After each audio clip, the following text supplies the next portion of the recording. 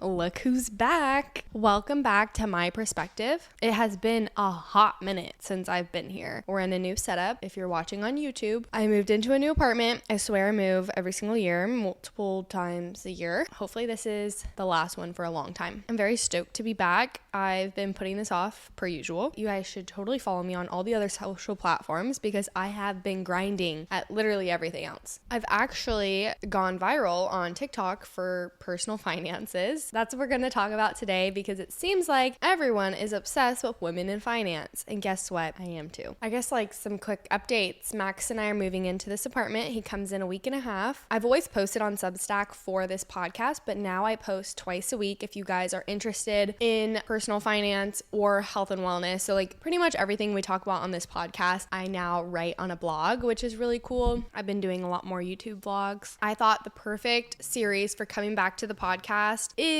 all about personal finances. We're not getting rich overnight, which I wish I would. I was literally brainstorming my two dream passions and like how I can make that a job and like how can I move the needle. Everything I'm doing now is just consistently, I've been doing this for a while now and I'm not seeing the needle moving. It is, I just have to be patient with myself and not compare my growth with other people's in the same industry. This series is about building habits that will actually be beneficial for you in the real world.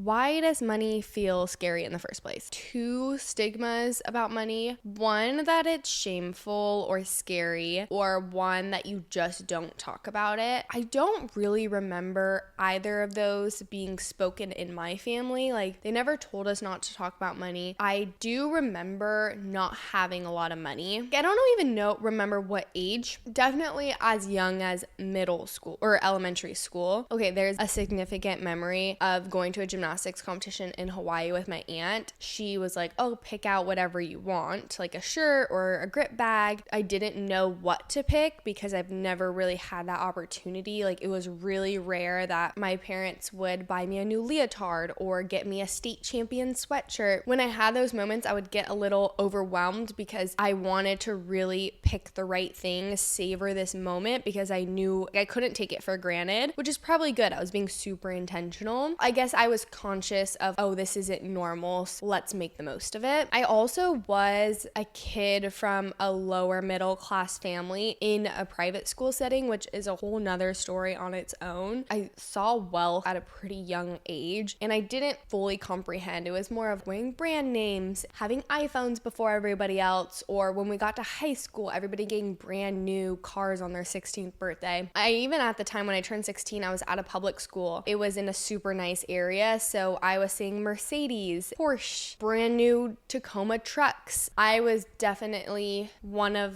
the outsiders, or like not, I wasn't the norm. Obviously it was a public school. There's so many different ranges of wealth, my friend group specifically. And I feel like you always just look at what you're not like. So I wasn't really looking for the cars that were hand-me-downs or used or whatever. I was super into brand names. I thought I was so cool if I was wearing Abercrombie jeans. I did not want a Toyota car. I wanted a Lexus car. Why is that so prestigious of me or whatever? I mean, I did pay for half my car, so like there's that. The reason why this is so important to me is because 60% of millennials are actually stressed about their finances weekly. Watching my parents struggle with money, whether they talked about it or not, I never want to be in that position because I just firsthand watched how it affects your relationships with your partner, your kids. I know that's a huge stressor in people's lives and I just want to avoid that. I want to make my life 1% easier by not having money as an issue. I have more money than most people my age. There's that percentage of Nepo trust fund kids. The average 23-year-old. I do go to the grocery store and I don't look at how much things are. I do go out to dinner and I'm not worried that my credit card is going to bounce. I have that security, which is crazy because I know a lot of people my age don't. And that is such a freeing feeling. I can go anywhere whatever. I can be in any situation and I'm going to be okay. And that's because I built an emergency fund. That's because I'm good with my finances and I know that in a pickle, I'm gonna be fine. And I think that is one of the most important things. People say money doesn't bring happiness. I would differ. I do think money gives you options. As a woman, it is so important. If you're ever in a situation where you need to leave your partner, your car breaks down, you're in the middle of nowhere, no matter what situation you're in, you know that you're going to be fine because you have money, or you're not going to make you go into debt, and you're going to be okay. That in itself is a freeing feeling. I don't think we're all bad with money. The system is just built to make us confused, and people really don't talk about it. Whether our parents themselves don't know, or everybody is just too afraid to talk about it, so we just all avoid it, and it's not benefiting any of us. The very first step to getting your finances in order is actually knowing where your money is. Tracking your money is so important. Actually, the first thing I ever did as a kid was categorize my money. I talked about this in another episode. Tracking your money is super important when I finally started to do this, because I was so content with my categories and putting money in a binder. A lot of us go through that phase. Digitalizing it, putting it in Google Sheets. I actually sell a budget tracker now. It's in my link in my bio. If you go to bio sites, the very first thing you'll see, it's not a budget actually, it's just a tracker of your finances, what you're spending, what is coming in, and then it summarizes it for you in the third page. I've been using this since 2020, and it is the best thing I've ever used because it's showing you the history of all your money. I'm going a little sidetracked. Lifestyle inflation. Every time you get a raise, you end up spending more. You move into a bigger apartment, you buy more expensive groceries, you don't have a roommate anymore, you buy a new car. So every time you get a raise, sometimes you're still living paycheck to paycheck because you're spending more money and you're not saving any of it. So what I like to do at the end of the year of tracking my expenses and my income, I like to look at my percent I saved that year. And then I'll compare it to the years before, and I try to keep it not increasing. I try to either keep it the same or better. And that's how I know that I'm not having lifestyle creep. So a lot of people looking at their money is scary, but I need you to just get over it, because that fear is keeping you living to paycheck. Just the avoidance is really bad. There's nothing wrong. Just check your statement. Try not to add a feeling to it. It's going to be okay. If anything, you're going to appreciate yourself getting over this fear now than in a few years. What I want you to do, either buy the budget tracker that I have, or you're going to create your own, or use an app or something, and you're going to write down every single category that you spend money. You're going to go through every single credit card, debit card, Venmo, Amazon, Target. You're going to go through all the apps that you spend money through, and you're going to categorize every single purchase, whether it's your $5 coffee, your $200 subscription to something. You're going to write it all down. The other side is you're going to write down all the income you made that month. There's apps like Mint will do it for you. I personally like doing it in a sheet because it won't get anything wrong. I just find it easier to keep track of everything. People who track their spending are 50% more likely to actually save. If you want to be a part of that 50% of people that save consistently, first thing you gotta do is just track your spending. That's all you have to do. What I love about tracking my spending too is I don't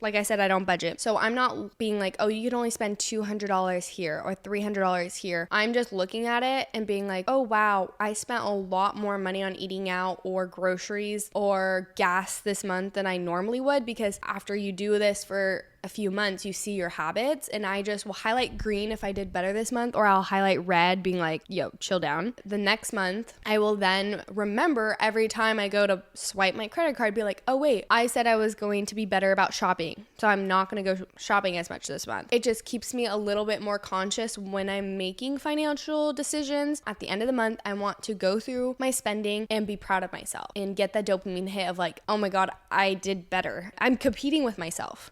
So I want you to be honest with yourself. How many subscriptions do you actually have that you need or use? I got rid of my Hatch alarm clock subscription because it felt stupid to me. Why am I paying $6 a month for an alarm clock? I was really pissed at them. I not only bought a super expensive alarm clock, but I had to keep a subscription. So I ended up getting rid of it. How much do you spend on going out to eat every month? How much do you spend on clothes? What is actually important to you? Do you actually love fashion and going out to eat with your friends and the subscriptions you have? If you do, it's fine, keep it. But if that's not something you value, if you value travel, travel or your pets or reading more, make sure you're actually spending money on the things you value. Now let's go into the mindset shift of tracking your spending, because this is why I don't like budgeting. I think budgeting is restrictive and makes you get anxious. And then if you already spend more, like, why not just spend more? If you already blew through your budget, why not just spend more? What difference is it gonna make? That's a toxic mindset. So I think tracking is a choice. You get to choose where your money is going and when. That is a much healthier mindset to myself. I value my dog, travel, and wellness. I want you to start super small. Try to save $20 this next week. Figure out where that $20 can come from. Do you drink coffee out every single day? Can you cut that down to 2 or 3 times this week and you just save, if a coffee's $7, can you cut off 3 coffees that week and make it at home? But obviously coffee's not gonna bring yourself to wealth, but we want to start small so it's manageable. We're not gonna become millionaires overnight. Is there a subscription that you're not using that you're just paying for every single month and you just forgot about it? But if you tracked it, you would see, oh, I don't even use that anymore. So go into your Apple, go into your settings, look at your subscriptions that you have, check that, because I always find something. Oh, another hack is to have your credit card, your utilities, your rent, everything automated. Make your life easier. Make yourself have one less decision to make. Don't get an overdraft fee because you just forgot to pay your credit card off. That sucks. Don't get a late fee on paying rent because you could have just set that up automatic. Even this can go to investing too. If you just forget to invest, have an automated payment of $100, $200, whatever you can afford to put away every single month, automate that. Even though I haven't really invested much into the stock market this year with my Robinhood account, I'm automatically in the 401k account with work. They do a percent match with every single paycheck. I don't even know that it's getting taken out of my paycheck. It's just that's what comes to my bank account. It's already getting invested for me and I don't have to worry about it. So if you can do something like that, do it. Here are some quick to-dos I have for you, even if you're living paycheck to paycheck and you feel like you can't start investing now or you really need all that money that's in your account. Go through your subscriptions and cancel one subscription that you don't need. I recently heard from a friend's boyfriend that he had like 4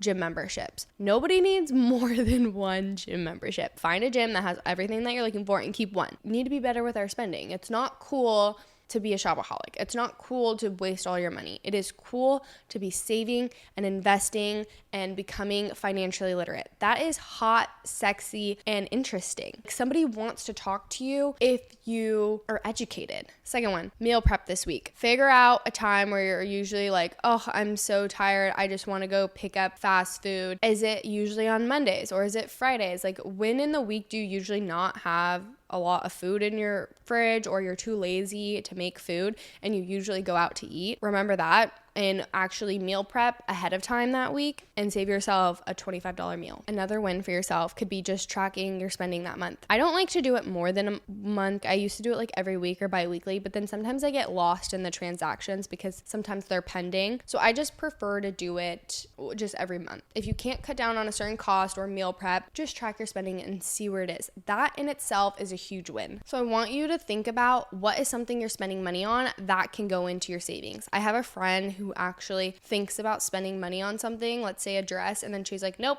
I don't need to buy anything, and she'll put that money into her savings. It's not a bad idea. Technically, you didn't need to buy that, so why not just put it into your savings? And it's going to compound and make you more money, where that dress is going to make you lose money because you're just going to get rid of it after a couple years. This step 1 of finances and becoming hotter, richer, and smarter is just awareness of where your money is coming in and going and how can we be better with it. Can you talk to your friends about this? Can you just open yourself up a little bit and give yourself less shame and just be proud of where you're starting? Because awareness is the first step. Next time, we're going to talk about building an emergency fund and starting a saving system. If you are interested in personal finance, I highly recommend you subscribe and you follow along. And I definitely recommend you go subscribe to the Substack and my TikTok and my Instagram. Like, I've been talking about this literally everywhere. An update was I had an exclusive article or interview article with People Magazine about my 100K savings goal. When I tell you I've been posting about this like nonstop, I have, because I think I have 2 passions in life, and one of them is empowering women to save and make more money and just become become financially literate. And the other one obviously is health and wellness and helping people feel better. And also I launched Rooted. Not sure if I ever said that in a previous episode, but I launched my non-toxic consulting company. So that's off topic. The whole point of this is I think you can save even if you're not making a lot of money, and we can all do this together. So if you have any questions or you want me to cover a certain topic or question, DM me. I definitely think we can figure this out together. I will make a whole episode about whatever question you have. I'll make a Substack post about it. That's been really fun. I've been going through all the questions people ask me, and I've just been writing full-on blogs about it because I'm like, okay, if one person has this question, definitely more than 2 or 3 people at least have that question too. So let's just share the knowledge. That is all I have for you. It was a pretty quick and easy episode. I think I need to get myself more into the habit of recording, editing, publishing again because I was so on top of it for the longest time. I actually just got really into YouTube. At least I wasn't being uncreative. I actually have been in a mindset of creating more than consuming because I think it's really easy to scroll on your phone, but at a certain point I was like, what am I doing with my life? I'm not remembering most of the stuff I'm viewing. I don't like most of the stuff I'm viewing. So let's start creating and changing my life. Thank you so much for listening. Sorry I was gone for so long. I hope everybody who loved the podcast is not gone anymore. What's crazy about not posting was I still considered myself a podcaster. Every time I'd meet like a new person, it's still in my bio. It's still something I hold deeply to my heart, even though I hadn't done it for months at a time. So I feel like even when I get in and out of a rut, I still consider myself a podcaster. I still hold my perspectives so close to my heart, and I don't think I ever want to give it up. So it's weird how you can let something go for a while, but it's still a part of you. I don't know the science behind that, but I guess that just means that I really love the podcast and I don't feel like I'm getting rid of it anytime soon. If anything, sorry guys, I'm just like rambling at this point. I stopped the podcast for a while because I wasn't changing, I wasn't evolving, I wasn't learning anything new, so I had nothing to share. I felt pretty stagnant in life. Since the podcast now, since I took a break, I have so much to share, so much I feel like has changed. Like I had the People article, I switched my content to personal finance even though I've loved it so much. I launched Rooted. Actually, so many of my friends have moved, so I'm back into the transition of trying to make friends again. Launched the Substack. I moved again. Me and Max are moving in together. A lot I have to share, and I want to have guests on. That was always my intention last year, was to have a ton of guests, or maybe that was this year. No, that was last year. Still my intention, but I was like, I can't just have a guest on. I haven't been on the podcast in months. It has to be me. The podcast is me. I'm back. I'm here. Sorry, guys. Well, I hope you have a great rest of your day, and I'm really excited to chat more. Feel free to let me know what you guys want me to cover. Bye.